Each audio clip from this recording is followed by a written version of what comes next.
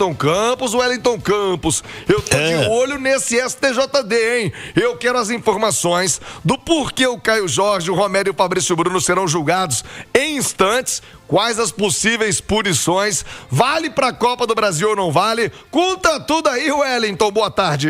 Boa tarde, meu querido Thiago. Aqui no Rio de Janeiro, 12h32. A sessão itinerante do STJD acontece na sede da Fiesp, na Avenida Paulista. Ainda há pouco tivemos um julgamento prolongado do Grêmio com o Santos com o Grêmio, quase uma hora de julgamento, e estamos aguardando então Galo e Cruzeiro pelo Brasileirão do dia 15 de outubro. Caio Jorge e Lucas Romero, ambos no 243F, ou seja, faltar com respeito com a arbitragem, de 2 a 6 jogos de suspensão. Isso aí é para o Campeonato Brasileiro. Agora, a sua pergunta é muito oportuna. Então, deixa eu viajar aqui na maionese, né? Como a gente está na hora do almoço. Vamos supor que eles peguem aí 5 jogos de suspensão, tá? E o Cruzeiro ainda tem 3 jogos no Brasileirão. Eles cumpririam 3 e teriam os jogos da Copa do Brasil também para pagar. Por quê? Porque o Brasileirão estaria terminado. Lógico, o que acontecer hoje com Caio Jorge, Lucas Romero e o Fabrício Bruno, cabe recurso ao pleno do STJD, inclusive com pedido de efeito suspensivo. Então, didaticamente, estamos explicando para o torcedor cruzeirense, inicialmente Caio Jorge e Lucas Romero, correndo o risco de uma punição mais pesada de 2 a 6 jogos de suspensão. É bom lembrar a primariedade do Caio Jorge, e também tem o Fabrício Bruno, 250, ato de hostilidade de 1 a 3 jogos de suspensão. Ali a chamada falta de jogo. O advogado do Cruzeiro vai abordar o seguinte: olha, já foi expulso, já ficou um jogo fora e pode ser transformado nessa punição ser transformada numa advertência. Então a gente aguarda, e assim que tivermos o resultado, a gente volta no microfone da Itatiaia para dizer para o torcedor cruzeirense: Caio Jorge e Lucas Romero vão seguir jogando o Brasileirão? Pegam gancho, também o Fabrício Bruno? A gente está atento por aqui. A sessão, repito, em São Paulo, na sede da Fiesp. Tá certo, Thiago?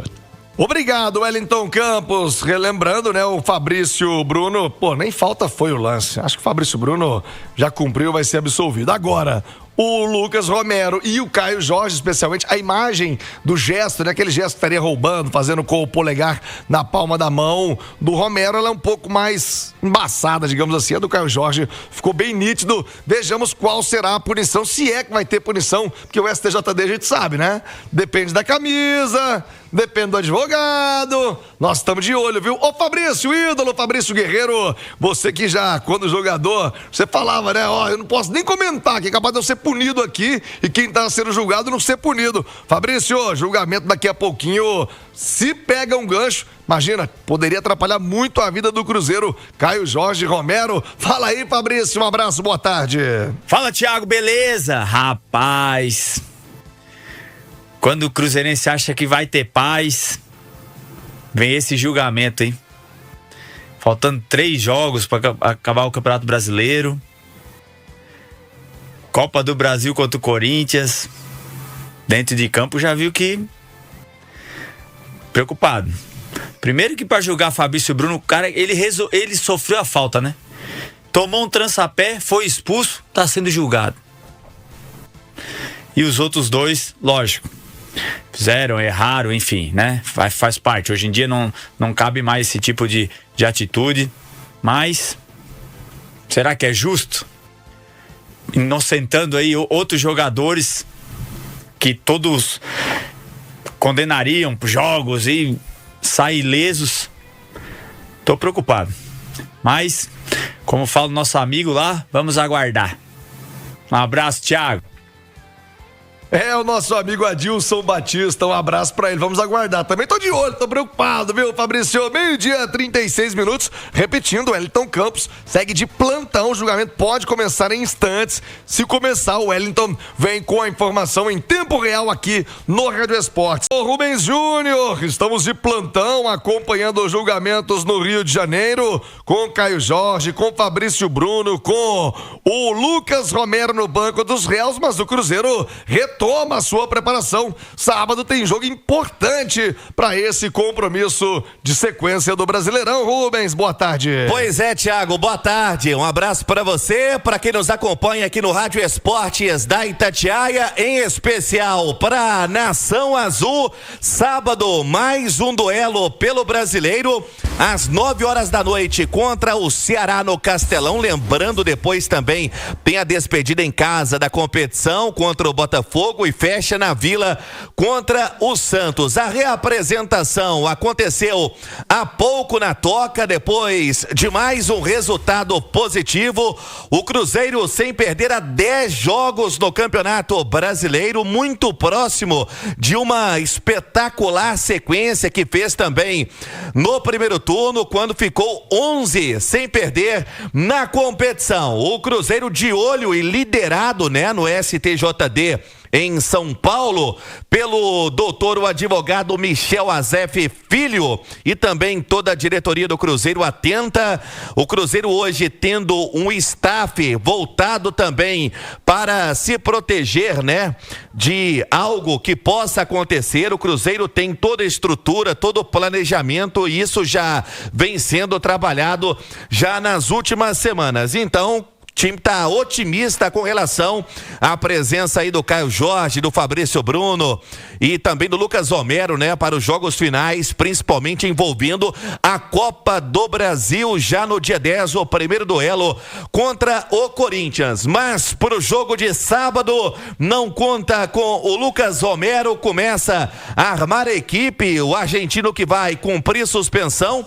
Tem algumas opções ali pro meio, Thiago. Por exemplo, o Wallace, né, que tem 28 jogos da temporada, vem participando um pouco mais nas últimas partidas. Tem o Juan Guilherme também, o Rian Guilherme, né, que vem nos últimos jogos participando, tem 2 partidas na temporada, vem trabalhando bem. O Cruzeiro que teve um planejamento específico para o atleta contratado junto ao Fortaleza, para que ele tivesse na sua melhor condição física. Pode ser sim uma boa opção, entrou bem contra o Juventude, por exemplo, e também correndo por fora o próprio Murilo Hickman, que fez apenas 5 jogos na temporada. Então começa o Cruzeiro a armar a sua equipe para o duelo de sábado contra o Ceará com esse desfalque, né? E também tem outras opções ali para o meio campo. No jogo passado contra o Corinthians, o Leonardo Jardim já tem aí, por exemplo, por mais que teve o Matheus Henrique cumprindo suspensão, ele que voltou contra o Juventude, já teve a volta do Eduardo na temporada. Chama muita atenção o Eduardo, né? Ele, por mais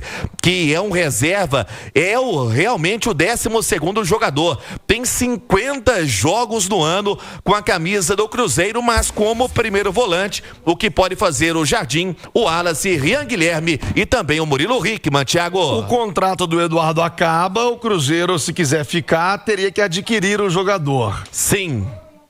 Aí eu te pergunto, Nath, o Eduardo já tem uma idade mais elevada, né? Já passou dos 30. Valeria a compra, Vinícius, Nath, pelo que... 36 no caso. Você tá beirando os 40, então. É, dificilmente o Cruzeiro renova com o Eduardo. Mas ele se mostrou importante, hein, Nath? Ele é um jogador, né, Thiago, de características muito versáteis, né? Ele veio para o Cruzeiro com uma expectativa até de ser um substituto ao Matheus Pereira, uma opção, né, quando o Matheus Pereira não estivesse disponível, mas fica muito evidente ao assistir os dois atuando que o Matheus Pereira é um meia muito mais clássico, muito mais técnico, muito mais refinado, inteligente do que é o Eduardo. Mas o que não significa que o Eduardo não tenha sido útil, principalmente quando ele quebrou esse galho, às vezes como um segundo homem de meio campo, ou até jogando um pouco mais aberto pela direita, cumprindo aquela função tática do Christian ali, né, de fechar espaços, de carregar essa bola, de tentar encontrar os homens de frente. Então eu acho que se fosse um pouco mais novo, ou se o contrato não fosse de fato se encerrar agora, talvez o Cruzeiro renovasse, mas visando para o ano que vem também a possibilidade do Cruzeiro, quem sabe, reforçar esse meio-campo com nomes também mais novos, eu acredito que não vai renovar, mas acho que se depender só do Jardim, renova, viu? Porque o Jardim adora ele. E o Eduardo, convenhamos, né? 36 com corpinho de 30 e jogando como 25, o Vini, tá voando. Ele é aquele jogador muito intenso, né? Corre muito, o Eduardo, não tem bola perdida e tem algo que o Jardim gosta muito nele, que é a polivalência, né? No meio, na volância, mais adiantado.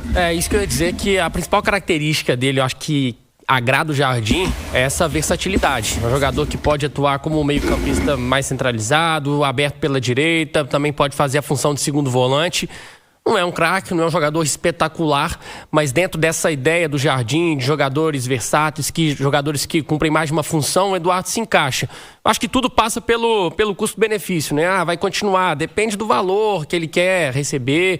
O Cruzeiro é fato que para a próxima temporada ele tem que encorpar o seu elenco.